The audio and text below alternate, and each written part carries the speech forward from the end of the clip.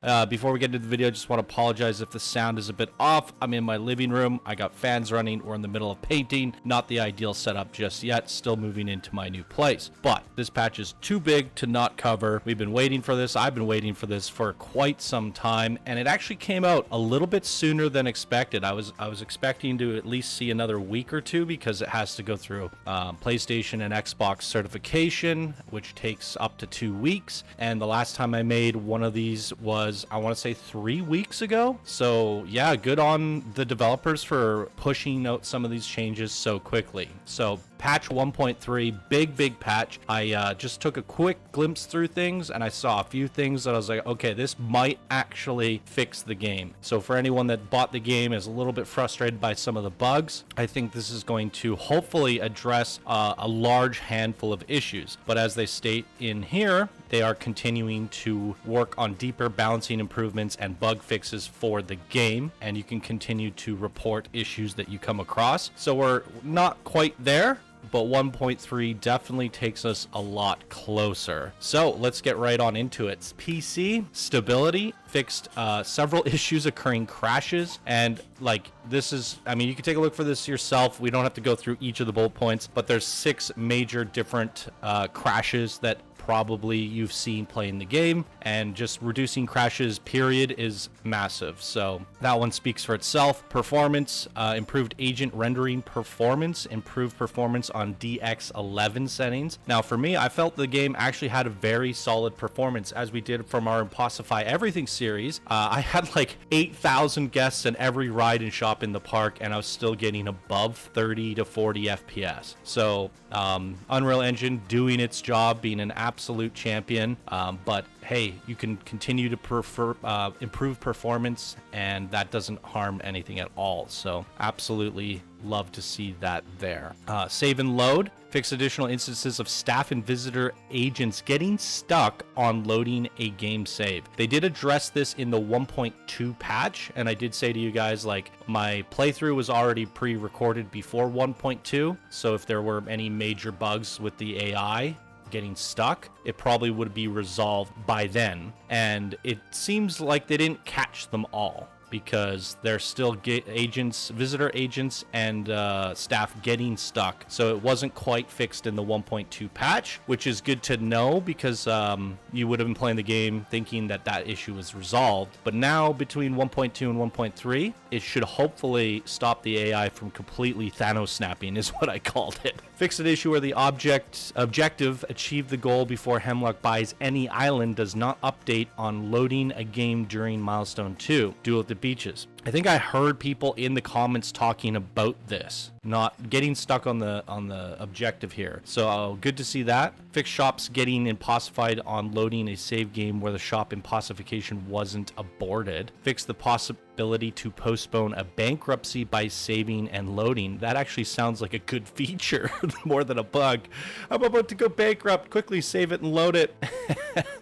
I would have loved to known about that a few times. Fix coasters remaining stuck with visitors after loading a save game. That was plagued me several times. So good to see that. We should hopefully not see, well, I still get coasters getting stuck without loading a save game. The coasters just stop working. So hopefully that's something they're working on, or maybe we'll see it further down in the tweaks. So balancing, this is huge. I was hoping to see a lot more in the balancing, but it's probably something they're going to come out with in the future. Increased visitor cap on each park level. This is really, really important, because there are certain milestones when you get that fun rating up and your park rating goes up and you level up. We ran into issues throughout the campaign where you just didn't have enough guests in your park to keep up with the economy costs of your rides and shops. By adding an increased cap to each of these levels, it's going to ensure that there's more people coming into your park, which means more money to be distributed amongst all your rides and your shops. That is really, really going to help things throughout the campaign, make things a lot easier, because when you are at max guests and you're waiting to level up, but you just don't have the fun factor, you can kind of get hard stuck. So this should alleviate some of the stress there. Absolutely. Tweaked individual flat ride upkeep values and default fees. So I'm assuming that means like they nerfed how much it costs to keep the rides going. There have been many times throughout my playthrough where I saw the rides were losing money month to month, even if the queues were full. So the upkeep on said rides was just too high. And if they adjusted the default fees, then that should mean not only are they cheaper to upkeep, but they probably increased and buffed the amount of money they produced. So we should probably see a lot less of the red bars in our profit margins for certain flat rides. That is going to make the game way better. Way better. Increased acceptable fee for ATMs and toilets. We talked about this in the Let's Play. I was laughing because I sent ATMs to like 1 penny and they refused to pay that. And the people were talking about toilets. When you set the fee for a toilet and then you put down another one, it resets them all. So I don't know if they addressed that bug actually happening, but they did make it so you can charge more. I know a lot of people in the comments are saying they just do luxury toilets because the toilets weren't profitable. So hopefully this fixes that. Tweaked default fee calculation for roller coasters. This is massive. I've been screaming about this since the beta, that coasters were just not profitable. Now, the default fee calculation is just when you finish building a coaster. Like, I built one small coaster and it was like, oh, this should be like $7. And then I made a massive coaster and it said like, this should be like $3. I'm like, what? How is this even possible? So I'm assuming that this adjustment here is just going to look at the default calculation that the game generates after building a coaster. Does it fix the guests actually wanting to ride the coasters? That is a big question mark. So would have been nice to see that added into the balancing, like increased AI navigation weighting to be, you know, more desired to go on coasters, you know, added some weighting to the actual attractions of coasters so that the guests are more compelled to head in those directions. Now, I don't see anything saying that, but if the coaster calculation fee is increased, what guests do go on the coasters, they should be willing to pay more for them. And that should help with a lot of coasters are making a net loss. They're losing money, they're bankrupting you, or some are just breaking even or making a small profit. I've never seen a coaster make thousands of dollars per month, as it should, in my opinion. So hopefully this is a step in the right direction, and so far this balancing is exactly what I want to see from the game. And I want to see this balancing page like way longer going into 1.4, because as I made a developer feedback about 3 weeks ago, I stated like, this needs to get buffed, this needs to get buffed, this needs to get nerfed. These are some of the things I talked about, and I think this is a step in the right direction. I think the developers are doing a good job at listening, being aware of what's being found out there and trying to improve that. So I'm very, very happy about this section here, and I'm going to be super happy to see it expanded on in 1.4. We have all the missions here. Fix an issue that didn't allow progress after the first pitch meeting on playing the mission a second time. That's interesting. Mission 4, Eye for Detail fixed entertainer costumes being unlocked right from the beginning. Duel at the beaches fixed an issue that made it possible to spawn Hemlock's parking lots through undo and redo actions. Wow, that is crazy. That is actually interesting. Holy moly. Mission 6, Taking at the Flood. We had so many issues with this. I can't wait to read this. Fixed land extension lines being visible during the outro. Okay. I think I remember seeing that in mine, actually. Fixed the park entrance and camera icon being visible during the outro. I also had some artifacting during the outro. Fixed incorrect profit data being displayed for Bumper Brawl. Improved visuals on the water flowing through the dam. Okay. Well, if the developers are watching this video, I had an issue, if you watch my Let's Play, where you can buy the land and move the coaster. The, what was it called? The Impossificator? I don't remember at this point what the coaster was called, but I was able to buy the land and move it as the objective states you should do, but there's a secret ending or whatever. When you buy that land, it like ends the mission. And I had to buy all the land on the map to trigger that after restarting the mission. So there's still some major bugs with this mission here, and they have not been addressed yet. So Let's see what else. Mission 7, A Tale of Two Theme Parks. This is where you're going up against Hemlock doing a race to build a theme park. Lowered the overall difficulty by making Hemlock's park increase slower. I read all your comments, guys. I saw one in the comments section saying they've restarted this mission like 10 times. A lot of people are struggling at Mission 7, and I think that's why only 1%, I think it's 1.1% of the players have actually completed the campaign now. It's gone up 0.1% since a month ago that I checked, which is crazy. So people are getting hard stuck.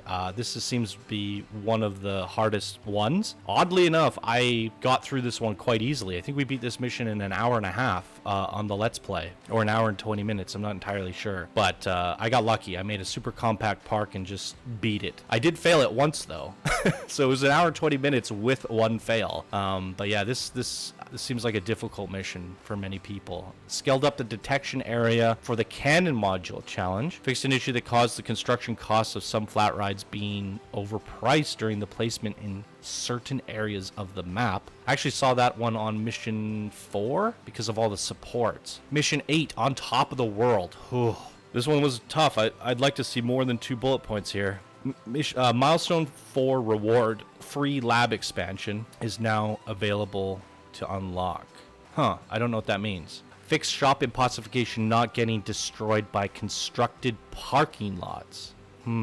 So this mission just needs to be easier, but I'm hoping some of these balancing changes should increase profit overall, and then naturally these balancing changes should play into making this mission easier. I think the mission generating 10,000 monthly income on the 1.0 patch was extremely difficult, and you're dealing with the parking lots destroying what little progress you've made profitable, and that was extremely frustrating. So, and I think with like the guests stop working, the Thanos snaps, the AI buggering out, that also made it really, really hard. It'd be interesting to go back and try this mission on the 1.3 patch. I don't want to do it though. All right, let's see. Camera. Fix the camera rotating and panning speed, drastically reducing on lower FPS. Fix the camera zooming out too far when selecting a ride. Fix the camera clipping through visitors when selecting the ride camera on the Tornado. Okay, this camera clipping through visitors needs to be fixed on not just the Tornado Wing of Mission 3. I find that they're clipping through everything. I think this one in particular, Mission 3 Dawn Upon Impossification, the Tornado Wing, I showcased that in my Let's Play. I was like, we're going to start off this episode by riding the flat rides, and I was like, why is this camera clipping through the people? Well, that's very interesting because, yeah, if maybe the developers are watching my videos. Thank you for that, guys. But I think you need to look at all of them because I see the heads clipping on a lot of coasters, a lot of the different flat rides. So I think there just needs to be a camera pass done, a POV camera pass for the visitors to improve the first person perspective, or just like hide the guest. You know, if you go into a guest view, it should just like make them transparent, 100% opacity. That would just fix all of the issues without having to like manually adjust all of the cameras, right? Just some tech where you take the shader of the character and just reduce its opacity to 0 and done. Do that for every camera instance. Fixed multiple instances where the camera was able to go below the ground outside the playable area. Interesting. I think you should be able to do that with a no collision option anyways. That should be a feature in the options. Paths. Fixed a case of disappearing paths. Hopefully we see some floating puke mentions here. Fixed visuals on flickering suspended paths during height adjustment. Fixed the issue that caused path placement nodes to snap to unfinished queue paths by selecting build, replace, for exit. There's this, I wonder if this addresses the issue that I have when you're building a path. You can't place it and you have to build it backwards. It's not snapping, it's not building. So I'd like to see a lot more with the paths, especially with like the instances of the puke going on the paths and them not getting cleaned up. I don't know if that's like an AI or staff thing, but it is definitely related to paths because the staff, the guests, the puke, the clutter, the garbage is all connected to the path data, I guess. In the scripts. Placement. Objects are now properly rotated towards the cursor when rotating the mouse and are The cursor now snaps back when stop rotation height adjustments. I have this weird issue with the rotation all the time, and I don't know if this specifically fixes it, but when I'm switching between advanced modes and stuff, the object like resets its orientation. A lot of the times the objects are not coming in on the grid. They need to add in an object axis as well as a world axis. There's a lot of things that need to be improved with rotation still. Fixed ride gates not disappearing after relocating the coaster. Okay. Fixed some roofs not being color customizable. Fixed an issue that made it possible to fully delete the park entrance. Fixed objects snapping in random direction after starting the free rotation. Okay. Groups and prefabs. Deleted prefabs now instantly vanish from the placement menu. Fixed box selection not working correctly in group edit mode. Fixed issues around following buttons not working reliably while group edit mode. Create object group, add object group, merge object groups. So all of this sounds good, and it's one of the reasons I've stayed away from modular building in this game, because I just know there's so many like janky things going on behind the scenes. When I played the beta, like just creating groups, duplicating things, moving things, I would break the game over and over and over again to a point where I'd have to reload the game every couple minutes just to get the tools to work again. And for that reason, I said I'm going to wait a long time before doing modular building. However, I should probably do a modular building video for the developers and highlight all the issues that I'm running into, because that would probably go a long way for feedback and bug finding, because I probably find a lot of bugs. I just don't want to modular build things with bugs. It's just infuriating to me. So while I could find the bugs, I don't feel like it should be my job to. So hopefully they got a team of QA testers on the modular building. Fix the statue or the status of flat rides and shops being displayed incorrectly in an object group. Undo redo. Tons of bugs with this one. Fix undo redo stop working under certain conditions. I've ran into that. Fix broken undo redo functions after undoing and redoing the placement of a shop facility core. I've probably run into that. Fixed the refund amount on deleting a coaster being added to the cache multiple times on using undo redo repeatedly. After that sounds like an awesome exploit. Undo redo and get infinite cache. Let's go beat the campaign.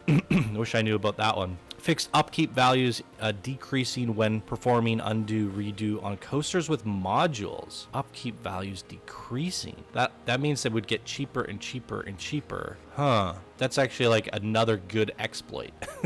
They're fixing all the helpful bugs and not fixing the ones that hamper us. Fixed shop impossification being placeable without using the impossification cost on undo redo. Okay, coasters. Whoa, I did not glance over this. Fixed an issue that sometimes made it impossible to insert a node into a placed off-rail track. Fix the construction cost not being added back when performing undo redo after placing a module. Fix a camera focus and zoom issue that would happen during construction of a coaster with a lot of branches. Fix the coaster cars getting stuck at the exit node of the elevator upon changing the elevator height. We ran into this on my second mission, my second video of playing this campaign. Fix cars exiting the elevator module correctly or not exiting. We had that issue as well on my second playthrough. Fix the safety test failing for coasters with an elevator module. Yeah, that elevator was I used it once and I was like, I'm never using this again because there's so many things that broke. And here's 3 things highlighting that right there. Fix an incident that made it impossible to connect a station module with an existing track. Wow. Fix an issue where nodes on modules would disappear when hovering over them. Fixed incorrect train speeds being displayed each time a car reaches a station. Split cars under certain conditions. Fixed the hook out of order failing in some instances. Fixed the coaster getting stuck in the coaster editor was exited midway through the test run for the high tide prefab. Well, that's very specific. Fixed instances of misplaced coaster cars on coaster prefabs after loading a saved game. Okay, so I wonder if this means I've had modules that move after I load the game. I hope this fixes that. Fixed car lift reset option no longer being accurate after loading a save game. Okay, that's important. Fix inconsistencies in the test simulations depending on the speed test. Improve the visuals of track connection of the cannon module. One thing I noticed about the cannon module, it shows you like the dotted line of where the cannon's shooting to. I can't get that to go away. So you always have these like gray dotted lines going through the sky of your park whenever you have a cannon shooting it across the park. I wish the visuals for that would be turned off when you're not selecting the coaster. The test train now disappears after having an accident. So to add to coasters, I want to mention this if the developers are watching this. I just started playing sandbox mode because I wanted to try it out and have something for after my campaign. In the beta, you could make the off-rail coaster that turns into the little Jurassic Park ball. It could go on water and it would turn into like a water vehicle. I can't get that to happen anymore. It seems like they deleted the water vehicle from the main game, but it was in the beta, and I'm unsure why they got rid of that. And if you change the Omni car to something else, the cars are actually floating like 3 feet above the water. So what I was trying to do in my sandbox was make a wave race water coaster, and I couldn't do that, but I was able to do that in the beta. So in some cases I felt like that was a regression, and I would love to see those off-rail water coasters return. Pretty disappointed by that. So I'd love to see that fixed or return. Visitor behavior. Okay, this is good. Visitors do not try to use closed transportation rides anymore. What? I still haven't made a transportation ride. That's hilarious. Fixed an instance where the visitor thought we cannot reach was spammed infinitely. Well, it's spammed infinitely because they are going back and forth, not able to reach something.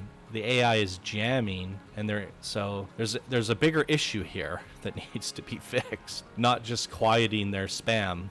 Fixed visitors getting stuck on queues after entering and exiting the ride editor. Seen that one. Okay, I still feel like we need more visitor behavior improvements, even just quality of life visitor behavior, like added more interest in going on roller coasters, reduced the amount of hunger they require, increase the amount of time they're willing to travel before needing to sit on a bench, etc., etc., etc. You guys know the list by now. Help center and tutorialization. Added the park. Okay, added impossification for the park entry fee on missions 4 to 8. Added team goals around the park entry fee for missions 5 and 7. Now I derped out and I couldn't figure out that the modules, like I had to impossify a coaster on, I think it was mission 4 or 5, and everyone in the comments was like, oh, you just needed to impossify the coaster to get those hooks. So I think there could be more help or tutorialization when there's a challenge that specifies that you need to do something and you don't know how to do it. Like impossify a coaster to get these hooks, and then get these hooks, these impossified hooks, that sort of stuff. There have been a few challenges where I was like, how do I do this? Like one was like build some Candyland stuff, and it was like it had to be like a build module, not a scenery module. And I was like, oh, there's a difference between these two. So I'd like to see some more information communicated to the players on a lot of the missions, the campaign missions, for sure. So, all right, moving on. Staff, the impossified paramedic is now correctly equipped with the keytar. Okay. Heat maps. Fix luxury toilets and staff lounges not being visible on the heat maps. I'd like to see the staff lounges also display some sort of information that indicates how many staff lounges you need. Like when I click on a staff lounge, it should say like utilization, because I don't know how many I need and how far I need to space them apart. Going back to like help center tutorialization kind of stuff, that information should be somewhere in the heat maps or the info when building staff lounges. All right, color customization. I've seen pretty much everything in this game have bugs with color customization, especially the coasters. Some of them just not doing anything or not working properly, or colors resetting when you duplicate them. I mean, the list goes on and on. Fix color customization not working correctly on tracks, supports, and station platforms. Big. All right, love that. Fix the station module coloring returning to default in course editor in some occasions. I just talked about that. Fix the uniform section disappearing for flat rides after impossification. Ooh, so you change the color, like goes back after impossifying it, is what I'm getting from that. Okay, visuals. Fix broken loading LODs on objects on lower view distance settings. Okay, fix visitors remaining in their color overlay after closing the heat map. Fixed a day and night cycle not working on sandbox maps. Oof. Fixed a minor light issues on several flat rides. Fixed some ride operator idle animations starting to glitch after long times. I think I've seen them like just standing on the center of the track in depots. That's probably what that means. UI, fixed tooltips, pitch meeting choices not being displayed, fixed rides and shops outside of owned areas showing up in the shop's ride menus, fixed the wrong exit editor button prompt being displayed in mission 1, fixed tooltips of certain modules remaining on screen after building a coaster. Well, that's annoying. Fixed tooltip for refund amount not being displayed after demolishing. Settings, anti-aliasing option has been removed and is enabled by default because of strong dependencies on anti-aliasing even on lower graphics settings. Oof. Interesting. Disabled shadows on low graphics settings. Okay, so maybe some people are having crashes because of this issue. There's a dependency there that was causing a crash, and now by forcing it on, maybe some people won't have that. I don't know. Fixed appearances of flickering lights, fixed coaster module effects, sound effects triggering outside first and third person camera, fixed minor spelling errors, and corrected wrongly assigned commentaries on impossifications. Oh, that's when she pops up and annoys you with fun facts. Stability consoles. I have definitely read your guys' comments from the console community, and you guys all saying how you can't even boot the game up, or it just like hangs and then it goes back to the Xbox screen and da da da da da da da. Well, look how many crashes have been fixed. Now, this is particularly frustrating because when we crash on PC, the game just crashes, gives us an Unreal error. We submit the crash and we boot the game back up again. Yeah, we got to go through the load screens and stuff again. But I could imagine on console this being extremely frustrating because the game hangs and it goes back to your Xbox screen and there's no like indicator to the player that the game actually crashed. I think there's some people that may not realize that the game crashed. They might just not know what is happening. Like, why did I just go to my Xbox dashboard? What's happening here? All of these bug crashes for the console, it's really good to see, but I specifically think these crashes should have never occurred on consoles. There's nothing worse than a console crash, in my opinion, or a crash in any game. But I think that it's worse on a console. I feel there are workarounds on PC. It might be a driver thing. Da da da da da. I remember like I was getting a crash on a Fallout game, like Fallout 3 on console. And there's nothing I could do. It's like I can't wait for a patch. I can't do anything. It's just crashing. I have to delete my game save and start over. On PC, I could go download like a unofficial patch or like a driver, or edit my save file. There's so many things you can do to get around stuff on PC, and consoles are hopeless. They're just like hopelessly waiting for the game to get fixed. So it's good to see that. Performance improved, agent rendering performance, save and load. A lot of the save and load features disappearing. Suspended pass. This is all console. Balancing. Interesting that console has its own. We'll go through this. Like, you can pause it if you want, but it looks like the consoles are getting like different behaviors. Or maybe not. This is copy pasted. Yeah, this is copy pasted. So I don't know why they're listing this for consoles and PCs. I was going to say, like, I think that like the issues might be different. Why not just say like fix these issues for the game, then show what was fixed specifically for consoles and what was fixed specifically for PC? Because there might be like an extra thing or two that was fixed here that wasn't fixed on PC because it wasn't a problem. And I would like to know what those are, but a lot of this looks like it's copy pasted. So a lot of the things that I just read out are also fixed for console, obviously. So wow, that's a lot of stuff. And does this fix the game? Does it make it playable? Does it bring it to a state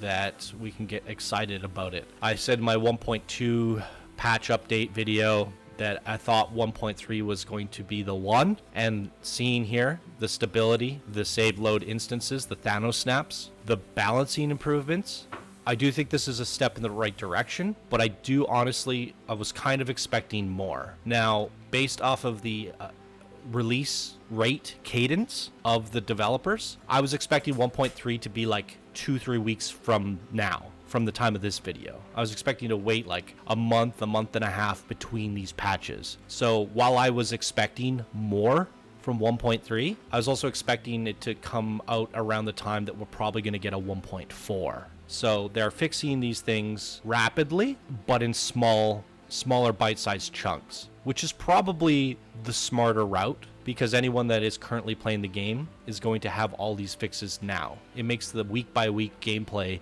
experience better without these long droughts of just like hopelessly stuck on a thing that's making the game hard for you to play. So I do agree with this upload patch cadence.